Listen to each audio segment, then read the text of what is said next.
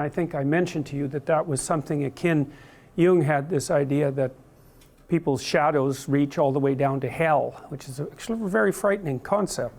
And what he meant by that is that if you take a look at the impulses that drive you that are actually malevolent, if you can admit to such impulses, that if you basically follow those all the way down to their origin, you find some very nasty things. And what you find down there basically is what allies you with people who've done terrible things. And that's not a very pleasant experience, I would say, although one thing that's worth thinking about is that it is something that can protect you against being very, very badly hurt.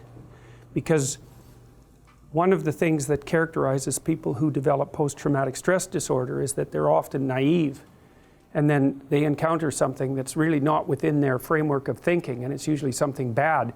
And because there isn't anything in their philosophy, their way of looking at the world that has prepared them for that, they end up fragmented and devastated. And so it's actually protective to you if you can figure out what your full range of capabilities is, because that can help you understand other people a lot better and to be wiser and more careful in your actions.